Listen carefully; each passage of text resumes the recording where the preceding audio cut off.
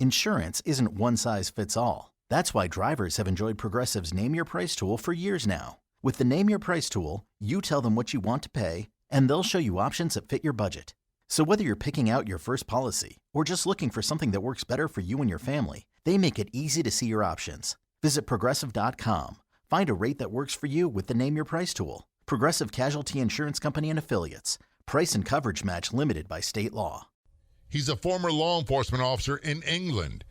He left the department at the rank of police detective. He was involved in investigating organized crime, terrorism. He's involved in the 311 TSA travel rule.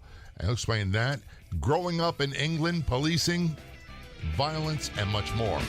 Welcome to the Law Enforcement Talk Radio Show. In the Law Enforcement Talk Radio Show, we are joined by special guests talking about their experiences, the realities of investigating crimes, plus those who have experienced horrendous trauma. Police, first responders, military, and victims of crime share their stories. Hi, I'm John J. Wiley. In addition to being a broadcaster, I'm also a retired police sergeant. Be sure to check out our website, letradio.com, and also like us on Facebook. Search for the Law Enforcement Talk Radio Show.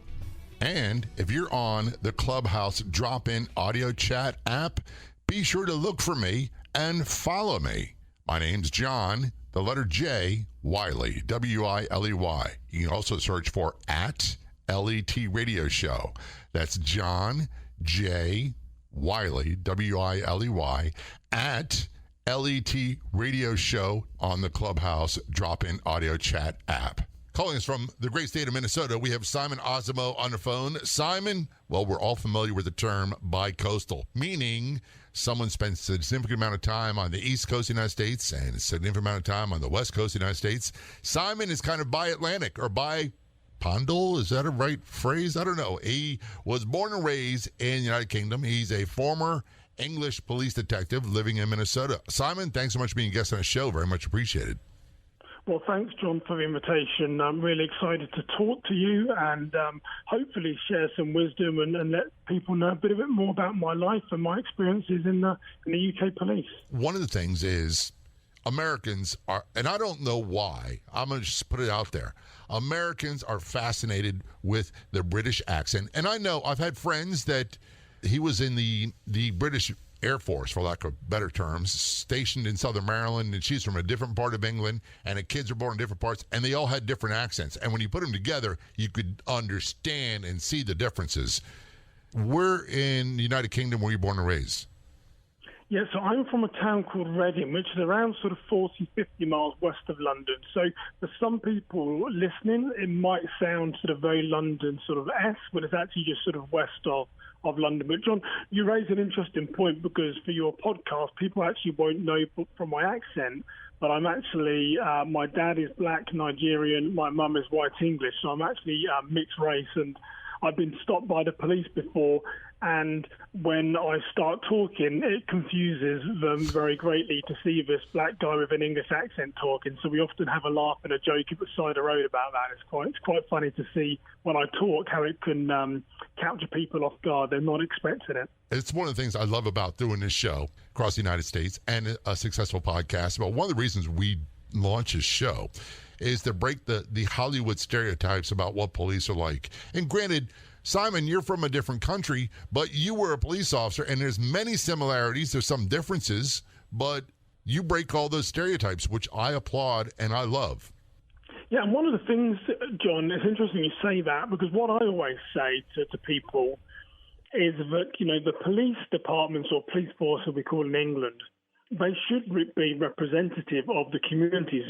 People should be surprised to find, black people or Asians or any ethnicity, because you've got to reflect the community that you serve. So it does fascinate me when people don't expect to see certain profiles, but we've got to reflect those communities. But yeah, I grew up in very humble background. It's important for my story that people know that, my parents separated before I was born, so I've never met my father. That meant that I lived in a council house. In American terms, that means sort of social housing. wasn't sort of didn't grow up in poverty, but lived in sort of very poor and humble backgrounds. And there was key times in my life, John, where perhaps I could have gone in the opposite direction, and people from my school age might be saying, "Hey, Simon, I'm surprised to hear that you spent 14 years in the police force. I thought you'd end up in prison yourself." So that's part of my sort of journey as well. So yeah, we're all different people, all different backgrounds, serving the community at heart. So many people in police work that I've met came to a point in their life where they're like, which side of this fence or the law do I want to be on? The good side, the bad side, or whatever terms you want to use. Did you have a point in your life where you decided, look, this is the direction I want to take my life in. I don't want to be a part of the street life. I don't want to be a part of crime. Yeah, absolutely. I mean, if you take, the area that I grew up in, like I said, I grew up on a council estate, which is sort of social housing. So by nature and demographic, most people on there were poor or living on some type of government assistance. And, I look at my time in the police force, and I should say for your listeners, I spent some of my time in uniform policing the town where I grew up. And I think I mostly arrested between 5 and 10 people that were sort of my age, that I'd sort of gone to school with. And I do look at that and say, well, why didn't I go in that direction? I've got to be the very understanding and loving son to say that how my mum raised me was crucial to that. At times when I could have been going on the wrong path, I was taught about sort of hard work, perseverance, determination, having respect for property. So all those things made me always stay in a straight line. But I've come to understand in my life, John, like a lot of us do, that not everyone has that stable environment. I always craved a father figure, but I don't think you necessarily need two parents in your life, but you do need someone that places faith in you. So I think that's that is a key reason why I didn't drift into the wrong circles like some people do. Is I had a very, very loving mother who was always very supportive of everything I wanted to do. And I know now, age 42, not everyone has that luxury. Not everyone does. And I've met people that came from very similar backgrounds that never got in trouble, that were and are very accomplished in life, that are very successful. And I've met people who were very successful and came from what's considered a privileged background, very wealthy families that are hardcore criminals. And sometimes it's got a lot to do with it, and sometimes it doesn't. And I'll be honest with you, Simon, I don't know the rhyme or reason behind it anymore. Yeah, no. Well, and I'll tell you an interesting story at time. What I learned, John, was the criminal mind fascinates me. And I became a detective at 23, which again, on US terms, is most probably very young. But what I always used to say to people, if you're good enough, you're old enough. If anyone would challenge my age inside the police, I would just say, well, look at my track record for solving crime. But I can remember a pedophile ring was sort of caught on the west coast of LA, and they had all these credit card details from across the world, and they gave us these credit card details in the UK of all these men that accessed this pedophile site. And basically we went around their houses and seized their computers, and if we found anything on their computers, then we'd then go back and talk to them, because all we knew was their credit card had been used on this child pornography site. And there's one guy, I'll name him because he was convicted, a guy called Graham Jerome. And we went around there, and I said, are we going to find anything on your computer? And he said, well, you tell me what you found, and I'll tell you what I'm going to say. So I was like, okay, John, listen, if he wants to be that type of person, we can do that. And it took 3 or 4 months to do an analysis of his computer. And it was something ridiculous, John, like 15,000 indecent images of children catalogued, folded all on his hard drive. And I went back to him and said, it doesn't really matter what you say, you're going to prison. And this guy, what this guy said to me, John? He looked me in the eye and said, someone who's downloaded all these images of children, he said, do you find men or women attractive? And I said, well, I find women attractive. He said, so you can do whatever you want to me, but why do you think you can change my sexuality and my preference? Because I like, and he went on to tell me what he liked. I won't trouble your listeners with having that burden. But in that moment, John, it really fascinated me, because I was like, okay, this is the conversation. He was saying to me, as much as you can't change your sexuality to find men attractive, why do you think incarceration is going to change me? So, and on that note, we're going to take a short break. We're talking with Simon Osimo on the Law Enforcement Show, a former police detective for the United Kingdom. He's an author, he's a podcaster, and he's also heavily involved in a case that impacts travel for terrorism reasons. Don't go anywhere. We'll be right back. Of all the radio stations in the United States, there are no other shows like the Law Enforcement Talk Radio Show. And on Facebook, there's only one official page. Do a search on Facebook for the Law Enforcement Talk Radio Show. And be sure to like the Law Enforcement Talk Radio Show Facebook page. This episode is brought to you by Progressive Insurance. Do you ever think about switching insurance companies to see if you could save some cash? Progressive makes it easy to see if you could save when you bundle your home and auto policies. Try it at Progressive.com. Progressive Casualty Insurance Company and Affiliates. Potential savings will vary. Not available in all states. Returning conversation with Simon Osimo on the Law Enforcement Show. Simon is a former police detective from England. He's also a podcaster and author, and I'm breaking all kinds of stereotypes from Hollywood about law enforcement. Before we went to break, Simon, we're talking about understanding the criminal mind, and we're talking about sexual preference. And look, I had to deal with rapists and sex offenders and child sex predators, and that's a part of the job that, I'll be honest with you, doesn't really quite go away. And it didn't matter if the victim was 80 years old or 8 months old. The younger ones were really hard, and the older ones, they were all difficult, to be honest with you. But I never understood those cats.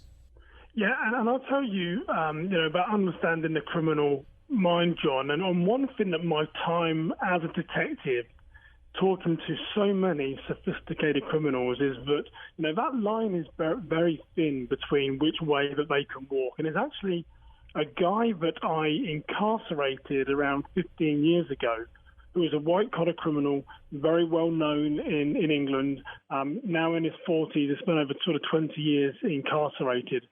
But even when I used to investigate him time and time again, I could see something in him, John, thinking, he's very entrepreneurial. I used to think if only he could harness that sort of spirit and that sort of, entrepreneurial spirit for the good, he could achieve so much in his life. And really, some people find his story amazing. Others say that it is a Hollywood movie. But when I immigrated to America, 10 years ago, around 5 years ago, this guy was out of prison, started to turn his life around. There was a news article on him, and actually rang him up, John, and said, hey, I'm the person that put you in prison for a while. Me and him held a very good and deep conversation, and I've sort of remained what I now consider a friend in his life, because he has turned his life around. He's taken what used to be a criminal mind and now has become an entrepreneur, and he's incredibly successful, John, mostly more successful than what I will ever do, and is doing well with it. So it is interesting on that criminal mind as to how it can really change and develop with age and just sort of where people are. Life is about perspective, isn't it? It's fascinating. It is. And when we look at what the news media and social media and Hollywood puts out, they portray this image that every encounter with the police, especially when there's an arrest made, it's always hostile, it's always aggressive, and the people are almost pugilistic with each other and enemies. And that's not the case. I had many people that got sober and they got clean, and they would come up to you and say, you helped save my life by locking me up. And I remember clearly having a conversation with drug dealers, armed drug dealers, saying, dude, you're out here every day of the year, 12, 14 hours a day. Doesn't matter if it's snowing, raining, windy, cold, doesn't matter. You're out here. You're trying to dodge the police. You're trying to dodge people ripping you off. You're trying to dodge other dealers trying to steal from you. And if you put that kind of energy into something legitimate, you'd be a wealthy, wealthy man. Yeah, and a lot of people, not all of them, you mentioned yourself, there are some very sophisticated criminals, and I've come across a few that have had everything in life. They've been given opportunities, they've had wealth in their family. But at the basis of most of the people that I met, there are people that have had no trust in their life. They've had no direction. They've had no role models. Believe it or not, I lost count one time as to how many years I'd incarcerated people for, I think it was hundreds of years. I lost count, so we used to work in organised crime, so we used to dish out big sentences.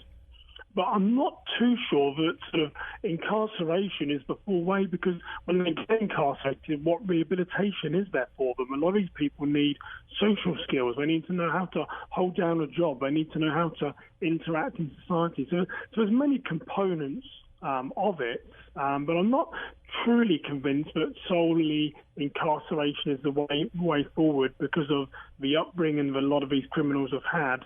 But they need guidance in life, which some people just, for whatever personal circumstances, don't have. Fascinating. Yeah, I don't know the answer to that either. And I'll be honest with you. I swing like a pendulum on it sometimes. And a lot of it has to do with the individual. There are so many people in prison in the United States that I encountered that were there. If it wasn't for drugs and alcohol, they never would have done the things they did and wound up being incarcerated. Now, granted, they're responsible for what they've done, so they have to pay a price.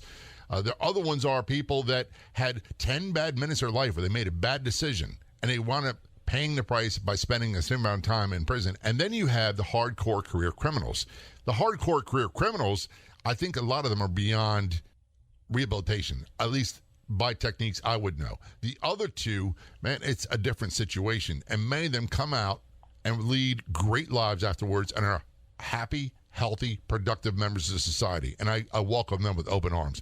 I really don't know what the answer is, but I know part of the problem is, economic. But I grew up poor. You said earlier you grew up poor. I grew up in a military family, and everybody's a military family. And back then they made next to nothing, and we all had hand-me-downs. We grew into our clothes. We bought clothes too big. We bought sneakers that were too big and put newspaper in the toes to grow into them. And I got a job so I could save enough money to buy a pair of Levi's jeans because we couldn't afford them, and Converse sneakers. And that was my motivation time. This is what I'm going to do. I'm going to work every day of the summer so I can have one pair of jeans and one pair of sneakers. Yeah, and it's very true, because I would say that, if you look at my personal life growing up, I sort of mentioned that, I had an absent father that I've never met, lived in social housing, sort of my mum didn't work, so there was only sort of government assistance coming in. You had free school meals.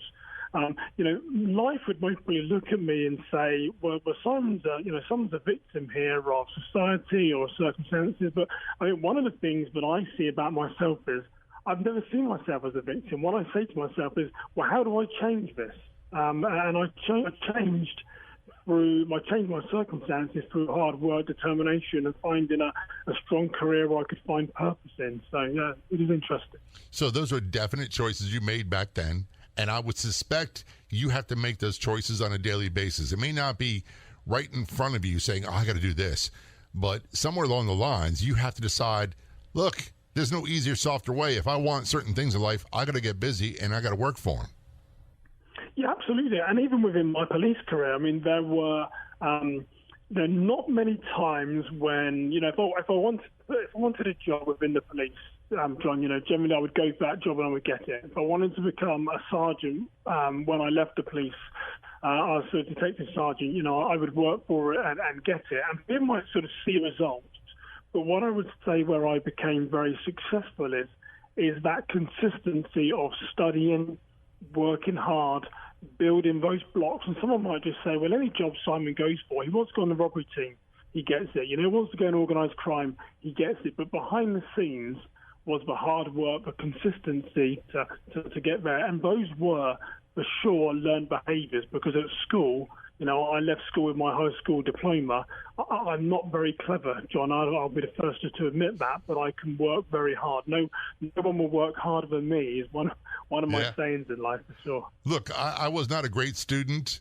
I begged for 1 point to pass algebra and geometry because I got a 69 all the time and had to get that extra point. But I will outwork just about everybody else. We're talking with Simon Osimo. Simon is a former police detective from England. He's also a podcaster and author. He lectures and trains law enforcement in the United States. When we return, we're going to talk about organized crime investigation in the United Kingdom and more. Don't go anywhere. We will be right back. Someone asked, what's the catch? What's the cost? There is no cost for anything on the Law Enforcement Talk radio show and podcast website. letradio.com, letradio.com. Again, that's letradio.com. You're listening to this podcast, so I know you've got a curious mind. Here's a helpful fact you might not know yet. Drivers who switch and save with Progressive save over $900 on average. Pop over to Progressive.com, answer some questions, and you'll get a quick quote with discounts that are easy to come by. In fact, 99% of their auto customers earn at least one discount. Visit Progressive.com and see if you can enjoy a little cash back. Progressive Casualty Insurance Company and Affiliates. National average 12-month savings of $946 by new customers surveyed who saved with Progressive between June 2024 and May 2025. Potential savings will vary.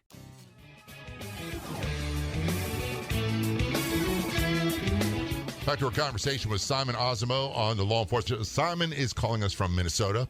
He's originally born and raised in the United Kingdom, in England. He is a former police detective. Was it from Reading, Pennsylvania?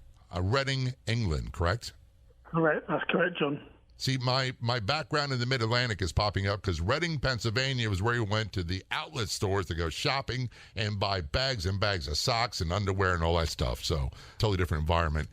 But you immigrated to the United States. You did about 14 years in law enforcement. And before we went to the break, you were talking about if you wanted something in your law enforcement career, you're very driven. And if you wanted to get in a robbery squad, you worked to get it done. And part of your career was involved in organized crime and terrorism. And I know that's something that affects a lot of people. Terrorism is something that's international.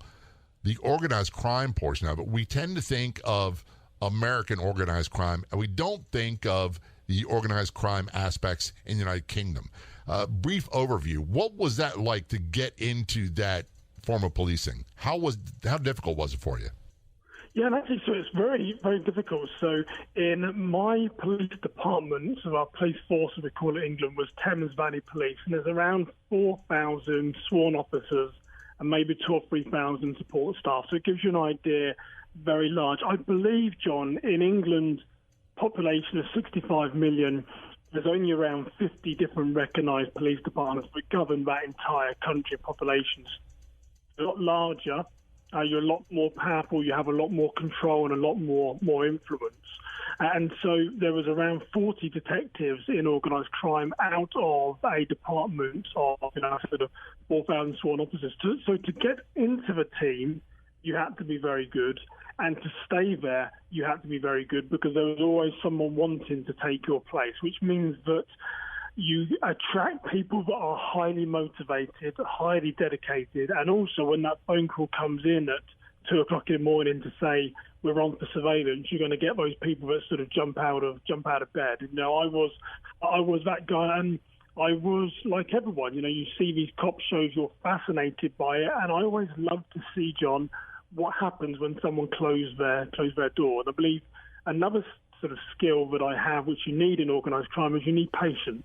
I believe it's why the Chinese and Russians are very good at sort of infiltrations, because they have patience. But different to the US, we in England, our chief of police can authorise and can sanction many different covert police tactics, because in England we don't have federal law enforcement, we just have law enforcement. So within my team of 40 detectives, we would do phone tap investigations. We would do what we call covert entries as a police term. Really, you're breaking into people's houses and planting listening devices. We would do surveillance, following people around. We would monitor people's personal finances through the financial institutions. And most of that, John, can be authorised by the chief of police, which is very different culture than here in the US. The British system is based on it's difficult to catch these organised criminals as it is. If you're following Simon Osimo and you have an opportunity to break into his house and plant a listening device, we're not going to slow you down to have these 16 different levels of authorities. The chief of police can give you a verbal authority, and then you go in and do it, and then retrospectively you can get the written authority. So how organised crime is investigated between the two countries is very different. I say that to some law enforcement. They say, I'd love to be a detective in England. And I say it to some people, and they're shocked how easy it is to get these authorities. But, we're talking about those that are bringing in drugs, terrorism, those real bad things in society. but you do want the police to be able to investigate and tackle very quickly. And if there's too many authorities, it slows down the investigations because, like I said, the Chinese and Russians are very good at this because they have patience. And for us to investigate and actually arrest these people, we also need patience to do them because you might only get one opportunity once in 12 months where Simon's going to ring up someone and say, have you got the £2 million because I've got the sort of 60 kilos of cocaine. Let's get our people talking to each other. So very different culture, John, is what I'm really telling you there. When we talk about organized crime over there, what are some of the kind of organized crime groups that plagued a part of England you policed in? Well, you get different sort of ethnicities, if I can say, that do it. I mean, predominantly everything, funds through money laundering. I mean, that is but behind organised crime, it's easy to say that, money laundering has to be behind it because there's legitimate businesses because they've got to clean their money to then sort of integrate it back into the finance institutions. So you have various different ways and business types of them, but they'll do that. But when I was leaving sort of towards the end of 2000s and 2011 when I came over, a lot of Eastern European crime was coming into the UK, and that was getting a lot more violent with knife crimes, with sort of weapons and with sort of firearms. So firearms as a sort of a generalization are outlawed in the United Kingdom, and it generally tends to be the organised criminals and the sort of criminals that use the firearms, or the high-level criminals that use the firearms, generally for their own enforcement. As a police officer, very rarely did I see a firearm used. It does happen. So we encounter them quite often. But you guys, we have a conception here in the United States that all British police are unarmed. That's not accurate, is it? Correct, that isn't accurate. So we just have roaming police cars that have firearms, and then they can be called. So every town, every police department would have a roaming armoured vehicle that has, AR. Various different firearms on board. But you have to remember, John, as a starting point, firearms, bar a few shotguns and hunting rifles, are predominantly outlawed in the United Kingdom. So there is the basis that most people you come across won't have those firearms. And if you see them in organised crime, and I did come across a few guns, a lot of those are generally tending for enforcement of their drug transactions, not necessarily geared towards the police. But it does, I don't want to say it doesn't happen, it does happen that police become the victims of those firearms, but as a whole, they're used for enforcement because, firearms are outlawed. So we don't tend to see too many people with guns, and nor do they expect the police to be carrying. One of the things that I tell people all the time, and this is a bone of contention I have with the American media, they have thrown this term out there, gun violence, and gun violence. And what I always say is violence is violence. You may not have come from an environment where there's a lot of gun violence because of legislation, but you came from an environment where you had a tremendous amount of knife and sharp-edged weapons violence, correct? Yeah, absolutely. And I know me and you spoke about this one time, John, offline, surrounding the easiest thing to really say is that people are people no matter where you are. And I think I've visited maybe 30 countries now in my life, something like that. That people are people. So brokenness is brokenness. If you replace incident of mass violence here in the US, you can hopefully change that in England to mass violence with a knife. If someone was going to take out their firearm, more likely they're going to slash with a knife or some other weapon. So the outcome is the same, but someone is injured, just the style of weapon is different. So, yeah, I wouldn't, having lived in the US now for 10 years and 33 years in the UK, there isn't really a difference in the criminal mind, just the outcome and their weapon of choice changes. It's really crucial for the American audience to know that crime is just crime. We used to have a saying that you could do your best with police to try to eliminate the opportunity to commit a crime by being as omnipresent as possible. You couldn't take away absolute access to the tools to commit the crime, and certainly you couldn't take away their motivation to commit the crime. When we return to the Law Enforcement Show, our interview with Simon Osimo, former police detective from England, also a podcaster and author. We're going to talk about investigating terrorism, international terrorism, and ties to travel a case that he was involved in. Don't go anywhere. We'll be right back. How would you like a free ebook on tips to improve your health? We're talking about tips you can use for free to add years to your life. Best of all, the ebook is free to download at lethealthy.com. When we say free, we mean free. So you can download the free ebook to improve your physical health, all while preserving your financial health. Get the ebook for free today at lethealthy.com. That's at lethealthy.com. Again, the website is lethealthy.com. You're listening to this podcast, so I know you've got a curious mind. Here's a helpful fact you might not know yet. Drivers who switch and save with Progressive save over $900 on average. Pop over to Progressive.com, answer some questions, and you'll get a quick quote with discounts that are easy to come by. In fact, 99% of their auto customers earn at least one discount.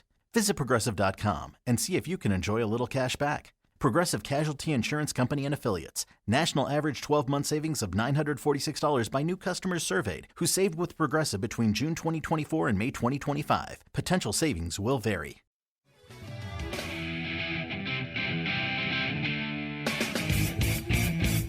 Back to our conversation with Simon Osimo on a law enforcement show with a fascinating character. Simon is a former law enforcement officer, police detective from the Reading, England area, living in Minnesota. He's also a podcaster and author. We'll talk about his book, his podcast a little bit. One of the things you're involved in, and by the way, thank you for your service. I forgot to say that earlier. I'm really working on getting better at saying it to everyone, and for some reason, I just blanked out when it involves England, but it's very much appreciated what you did over there, because one of the cases you're involved in has ramifications for people to travel. The 311 rule. What is that about? I know what it is. Explain it from your point of view, your perspective. Thanks, John. Yeah, in August 2006, there were some British-born Muslim extremists which basically they'd taken the idea a step further, but rather than try to get on, and actually it's quite a genius plan when you really think about it, rather than actually take a bomb onto the plane, they're actually going to make the bomb when on the plane. So it's tied to, as you mentioned, the TSA 311 rule. And the British security services, very similar to your sort of CIA here, John, in the US, they are intelligence services. They're not sort of apprehension, prosecution. So after 9/11, like a lot of people, every country created these sort of terrorism laws. When the plot became known to the security services, it was one of the sort of first times they said, we're going to actually apprehend these individuals in the act, and then we're going to prosecute them using this new legislation rather than just preventing this before it even gets there. So there was a lot of risk for those at the senior level, for sure, because this hadn't really been done before. But that was the basis of the plot, that some British-born Muslim extremists were actually going to get onto a plane and make the bomb, use liquids they were going to take on there, hidden within their luggage and hand luggage, hence no longer being able to take liquids onto a plane. So they were actually followed onto a plane, and they tried to start this act, and they were intercepted before they can complete it, obviously. No, they weren't followed onto the plane. So the sort of plot was foiled before then, I should say. But that was the basic as to what they were intended to do, yes. So the plot was foiled before then. That's really that would be hairy. Very close. Yeah, because, look, there's always a rule of thumb that we had in law enforcement, and I imagine it's the same with you guys over there, is, when I say guys, I mean men and women. If we allow them to go a step further, can they commit a crime and harm or kill people? So it's always questionable. It's always fear-driven. We've got to catch him, but we got to be able to make the case. So that must have been an overriding factor for you guys. Absolutely, and I'm not going to betray that I was at that level involved in any of those decisions, but I do understand from doing a lot of reading and research afterwards that actually America, because the planes were destined to come to America, that's where these guys were wanting to go. But America was saying, well, let us know who they are, and we'll basically, take it from here. But the British security services and law enforcement were really, no, we want to use this legislation and to apprehend these individuals. So it was fascinating to work on. And there was one individual in particular, I can remember at a time we were doing surveillance on someone.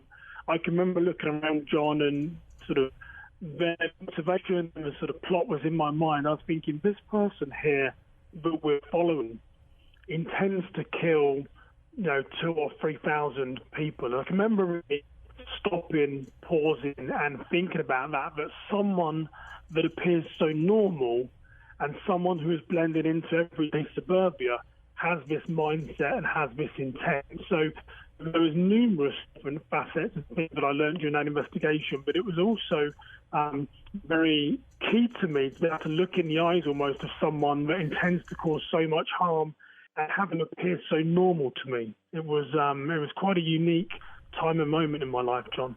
Yeah, I've never understood them. I don't understand the thought processes.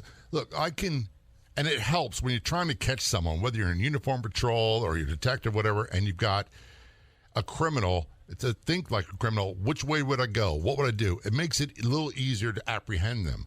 But when you talk about terrorists or serial criminals, look, they think in a different way that doesn't really fit in a normal brain like yours and mine. So in a way, and I hate the term fascinated, but I find them intriguing because I don't understand them and their motivation at all.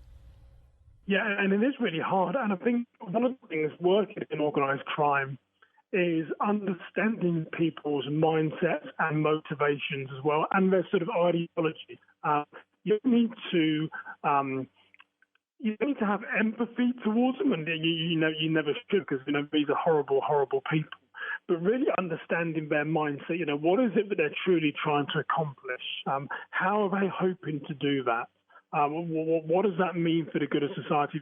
But for me, or the bad of society in some cases, for me, really trying to get into that mindset really helps you to understand, okay, so then once we know this, what are they going to act like? What are they going to walk like? What are they going to be like? How do we find times or disrupt that crime, find opportunities to infiltrate them, to get intelligence that we can then use against them to bring down their sort of cell or their organised crime group and stuff. Infiltration is a big part of it, really understanding people's lives and motivation to be able to then go and follow them and do a lot of these covert police tactics. Right, and the motivations oftentimes boil down to money, greed, jealousy, anger, so-called crimes of passion. Those, you can kind of think like a criminal and kind of try to figure it out and say, if he's motivated by money for doing this, then this should probably be his next step, or that'd be the next step. So that's one way. But we talk about serial criminals, rapists, sex offenders, pedophiles, terrorists. They operate on a totally different plane, and I've never been able to figure them out. And I'll be honest, the profilers that have got it down to a science, I don't get it whatsoever. But I want to shift gears. I want to talk about you as an individual. After your life in law enforcement, you immigrated to the United States, and you have a podcast, you've written a book. Let's talk about your podcast first.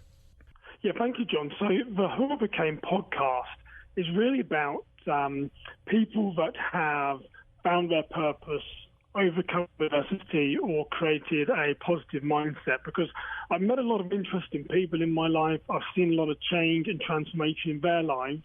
I've seen a lot of change and transformation in my life.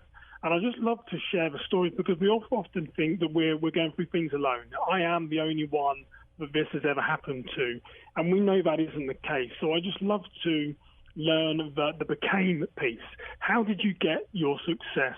How did you overcome your transformation, your adversity, to really help other people grow and learn and be inspired by the stories to know that they can make a positive change in their lives. So I just love people that I get to meet through the Who Became podcast. And what is the name of your book? Yeah, so the book, I've actually written 2 books. So because of my background in safety and security, and when I first moved to America, I was in charge of counterterrorism at Mall of America, one of the largest pieces of infrastructure in the Midwest. I got into safety and security for nonprofits. So I've got one called Securing Church Operations, and then the second one is Understanding Suspicious Behavior. Most acts of criminality generally start with breaking social boundaries. So I sort of teach people what to go looking for around suspicious behavior, and then how to try and intersect that with a sort of more positive outcome. And where can people get more information about you and all the things you do? Yeah, so I mean, there's a lot of different things that I do, John, from the Who Became podcast, safety consulting, to coaching young men that have been through similar circumstances to me. But the best thing is just to head over to my own personal website, which is simonosimo.com. My last name is Osamoh. So just simonosimo.com, where you'll find all the information on there. Or my consulting business, my safety and security, is kingswoodsc.com. kingswoodsc.com. So that's how people can connect if anything I said has resonated with them today. Simon, I want to thank you for all you've done, and I want to thank you for being a guest on the show. Very much appreciated. John, I'm really appreciative of your time today, and I love what you're doing on your radio show and on your podcast. So I want to thank you for inspiring many people and remaining the positive heart about law enforcement. That's really important in today's world. So thank you for everything that you do, John. This was the podcast version of the nationally syndicated Law Enforcement Talk radio show, and we are so glad that you decided to join us. Big thanks to our guests for telling their story on the show. 2 simple things you can do. Be sure to check out our website, letradio.com. That's letradio.com. And be sure to follow us or like us on Facebook. Do a search on Facebook for Law Enforcement Talk radio show. And be sure when you see a post that we put up that you like, that you resonate with, that gets your attention, be sure to share it with your friends. We'll be back in just a few days with another great episode of the show. See you then. If you like the show, please take a moment to rate, review, and subscribe. It really does help the show to grow. Thank you for listening.